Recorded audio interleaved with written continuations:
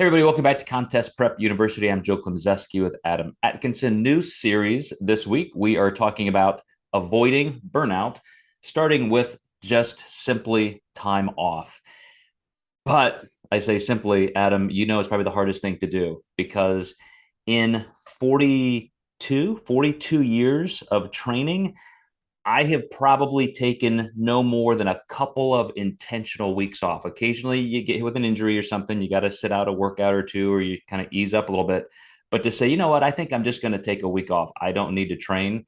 Or as a competitor, to say, I think I'm going to take a year off, like that is psychological death to those of us who love the game, love training, love to stay active. But with all of your experience with clients, tell me what that really looks like. What kind of time off? How do you categorize that? And who is this necessary for? Yeah. Well, I find this with my more elite competitors. There's people who kind of dip their toes into this and maybe they're not training that hard.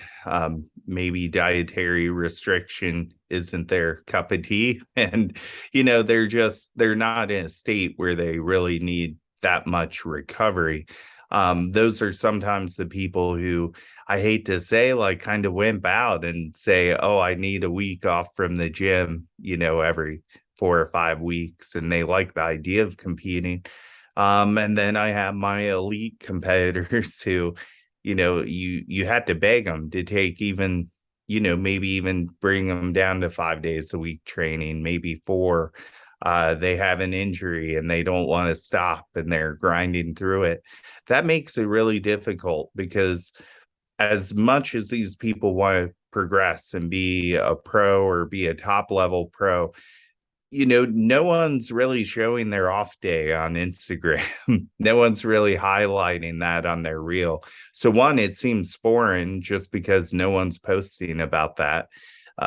Everyone's posting themselves grunting in the gym, but also it still seems taboo, even with the newer research out there, that we do need that time off.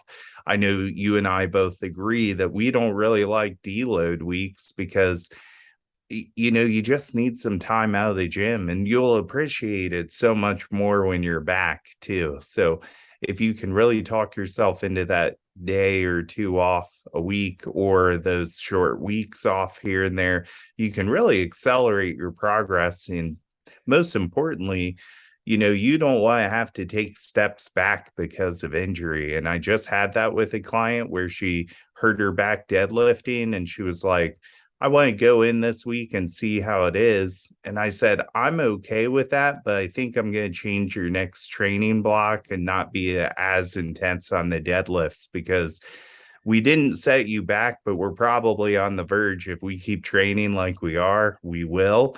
So let's kind of take a step back for a couple weeks and then implement kind of something similar to what we're doing now with maybe a little less deadlift volume. Yeah, the biggest fight I have with clients is simply the unwillingness to take days off. Everybody wants to train glutes 100 times a week. Everybody wants to squat and deadlift now 3 or 4 times a week. And when I program for clients just in that microcycle of a week, I get so much resistance, and it makes me wonder, gosh, what if we presented the bygone era where competitors used to do traditional periodization where you would compete the Mr. Universe and Mr. Olympia, and then you would take 3 months off. You wouldn't even go to the gym for months. Mhm. People as early, or I should say, as late as Ronnie Coleman would do that. After the Olympia, and man, it makes me wonder with my own health and body orthopedically, like would I be in a better spot if I had channeled my energy that way? But like you said, and I'll throw it back to you for this kind of summary comment, the hunger that you get back, the time when you really feel fresh and you want to go back into the gym, that's something that a lot of people don't feel. Mhm. I did things so wrong from a training perspective up until maybe my last season, and that was my best season. And even then, knowing what I know now, I think I overtrained a little bit then. I wish I knew what I knew now, and sometimes it makes me excited to think about getting back into the game, but luckily I can apply these principles to my current clients and that kind of takes the itch away a little bit. Yeah, and besides just time off, those of you watching, listening, we're going to cover some things like variety and other ways to avoid burnout. But stay with us, and we will see you for episode 2 in Contest Prep University.